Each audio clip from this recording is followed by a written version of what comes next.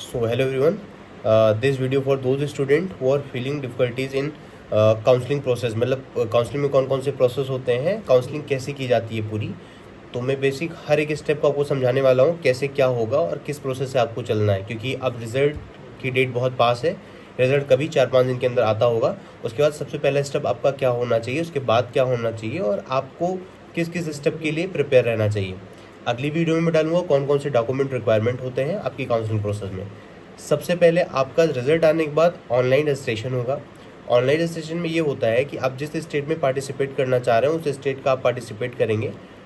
उसके बाद state wise list निकलती है कि इस स्टेट में कितने बच्चों ने पार्टिसिपेट किया था। लास्ट ईयर लगभग 32,000 बच्चों ने पार्टिसिपेट किया था, उससे पहले लगभग 26,000 बच्चों ने पार्टिसिपेट किया था। मतलब 2024 में देखें तो लगभग 26,000 लोगों ने पार्टिसिपेट किया था, और अगर हम वही 2025 में देखें तो लगभग 32 या 30,000 लोगों ने पार्टिसिपेट किया था। अगेन इस साल रेशियो बढ़ने वाला है।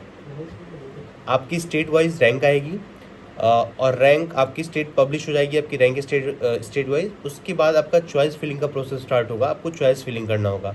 अगेन ये बहुत इंपॉर्टेंट प्रोसेस है। चॉइस फिलिंग ये डिसाइड करता है कि आपको कॉलेज अलॉट होगा या नहीं होगा, या फिर कॉलेज आपके नंबर पर अलॉट हो रहा है तो बेस्ट कॉलेज उस नंबर के लिए वो है या फिर कोई और था। ये सबसे इम्पोर्टेंट आपका होता है स्टेप। लास्ट में जो थर्ड स्टेप है, आपको कॉलेज अलॉट हो जाएगा।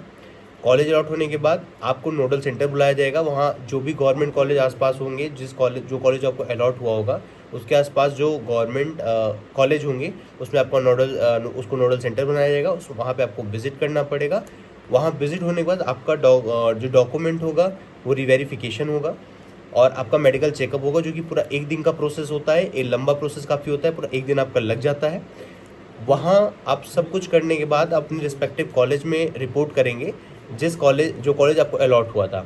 तो बेसिकली ये 4 स्टेप का प्रोसेस है। सबसे पहले आप रजिस्ट्रेशन करेंगे, फिर आपको यूपी वाइज जिस स्टेट में, जैसे यूपी है तो यूपी में आपकी कितनी रैंक है वो रिलीज़ होगी। फिर ऑनलाइन चॉइस फिलिंग होगा। उसके बाद अलॉटमेंट ऑफ आपको एडमिशन होगा, मतलब आपको कॉलेज जो अलॉट होना है वो होगा। उसके बाद report to the allotted institute. ये बेसिकली आपका 4 प्रोसेस है जो कि आपकी पूरी काउंसलिंग का एक हिस्सा होता है।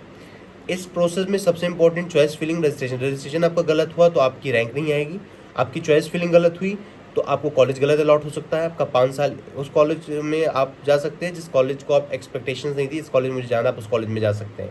तो ये बेसिकली कुछ ऐसे पॉइंट है जो आप अपने दिमाग में रख के चलें कि इसके थ्रू हमें हर स्टेप के वाइज चलना है। तो थैंक यू। और काउंसलिंग से रिगार्डिंग आपको कोई बात करनी होगी रिगार्डिंग, तो आप हमसे कांटेक्ट कर सकते हैं। नीचे मेरा व्हाट्सएप ग्रुप है, आप इसे ज्वाइन करके हमसे बात कर सकते हैं। और हमारे पास यूपी के प्राइवेट मेडिकल कॉलेज की हिडन डिटेल पीडीएफ है, जो हर प्राइवेट मेडिकल कॉलेज में जितनी हिडन चार्जेस है, एग्जामिनेशन चार्ज है, वो पीडीएफ हमारे पास है। आप हमसे वो खरीद सकते हैं। Thank you for watching my video. Thank you.